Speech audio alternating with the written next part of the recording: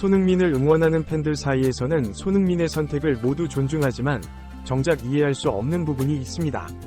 왜 손흥민은 토트넘을 떠나지 않을까 하는 의문입니다. 손흥민은 현재 31세이며 토트넘과의 계약 기간이 1년밖에 남지 않았습니다. 보통 이런 상황에서는 재계약 또는 이적 소문이 퍼지게 마련인데 해외 매체에서는 손흥민의 이적설은 전혀 없고 재계약이나 1년 연장 옵션 행사에 대한 기사만 나오고 있습니다.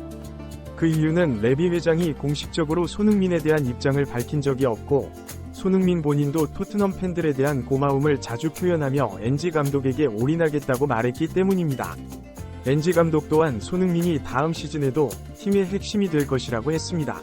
최근 해외 매체의 토트넘 소식은 공격수와 미드필더 영입, 수비수 이적 등에 집중되어 있습니다. 공격수로는 솔랑케, 히메네스, 이반 토니 등이 지목되고 있고 세시뉴도 거론됐지만 스카이 스포츠를 통해 사실무근이라는 반박이 있었습니다. 세시뉴와 관련해서는 아스날 이적설이 나왔지만 스카이 스포츠를 통해 사실무근이라는 반박이 있었습니다. 공격수 영입 후보로 거론된 솔랑케, 이반 토니, 히메네스 중에서 솔랑케와 이반 토니는 프리미어리그에서 활약한 스트라이커라 검증이 끝난 상태입니다. 하지만 이들을 노리는 팀이 토트넘이 아니라는 점이 문제입니다. 히메네스의 경우 네덜란드 리그에서 많은 골을 넣었지만 2년 전 페트로로 이적했을 때 이적료가 400만 유로에 불과해 신성 같은 선수는 아닙니다. 물론 기량이 더 발전했을 수 있지만 칫 베르바인처럼 실패작이 될 수도 있어 조심스러운 상황입니다. 미드필더 후보로는 갤러거가 계속 거론되고 있습니다. 갤러거 역시 계약 기간이 1년밖에 남지 않은 상황이며 첼시행을 우선시하고 있다고 합니다. 과거 포체티노 감독 시절 중용되었지만 현재 감독이 바뀌면서 갤러거의 행보가 묘해졌습니다.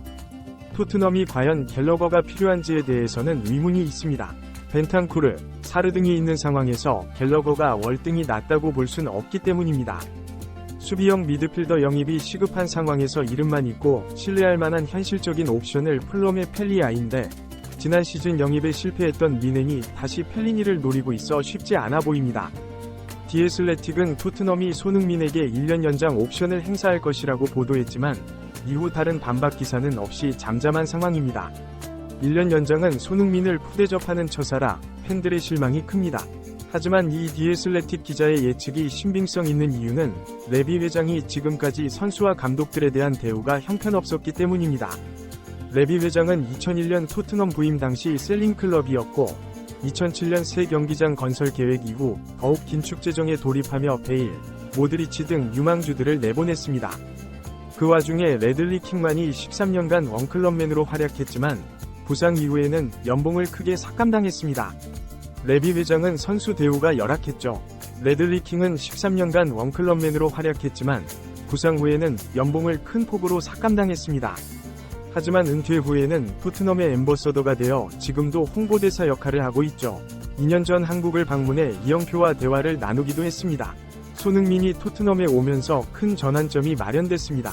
포체티노 감독 체제로 5년 계약을 했고 2018년에는 2023년까지 재계약하며 10년 동안 맡기겠다는 의지를 보였습니다.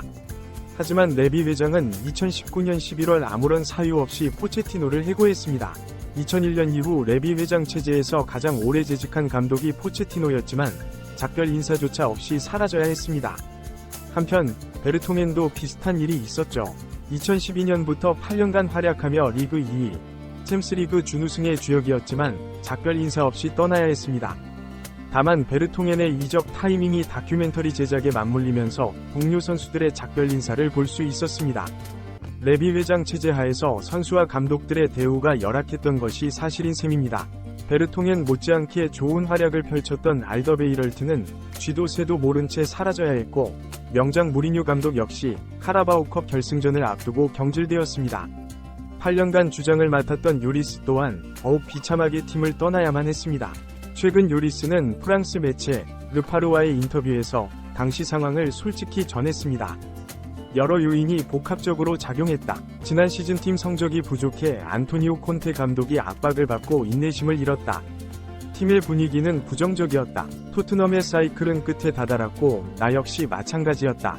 토트넘은 특히 골키퍼 자리에 젊은 선수를 영입하고 싶어 했다.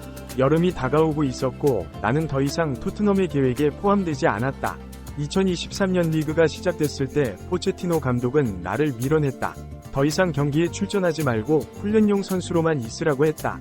나는 밀려났고 투명인간이 됐다. 경기를 뛰지 못한 8개월은 정말 힘들었다. 이처럼 요리스는 포체티노 감독 시절 계획에서 제외되고 훈련용 선수로 전락했다며 힘든 시간을 겪었다고 밝혔습니다.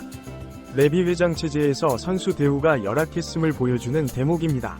요리스는 인터뷰에서 나는 축구를 살아왔다.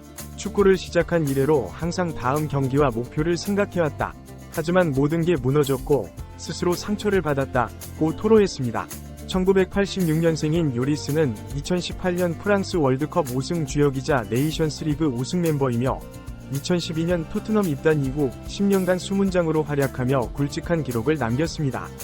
새로 부임한 감독의 플랜에서 제외됐다는 것이 현실적으로 가능하겠지만 구단에서 요리스를 그토록 천대한 것은 포체티노 경질만큼이나 충격적이었을 것입니다. 손흥민도 요리스가 내쳐진 것에 동의하지 않았지만 냉정히 보면 구단은 어떤 선수에게도 박한 대우를 할 수 있다는 점을 보여줬습니다. 잉글랜드 레전드가 될 케인조차 떠나겠다는 의지를 보였지만 레비 회장은 케인에게만 그 정도 챙겨주고 그 이상의 레전드 대우는 하지 않았습니다. 레비 회장이 이토록 소름이 끼치는 이유는 착각일 수 있습니다. 오죽했으면 무리뉴 감독까지 레비를 또라이라고 했겠습니까? 포체티노, 무리뉴, 요리스까지 레비 회장 체제에서 박한 대우를 받았습니다. 손흥민이 무조건 토트넘을 떠나야 한다는 뜻은 아닙니다. 손흥민 역시 마음이 아닌 머리로 결정을 내려야 할 것입니다. 올 시즌 17골 10어시스트를 기록하며 토트넘 팬들의 올해의 선수가 됐지만 구단에서는 제외되었습니다.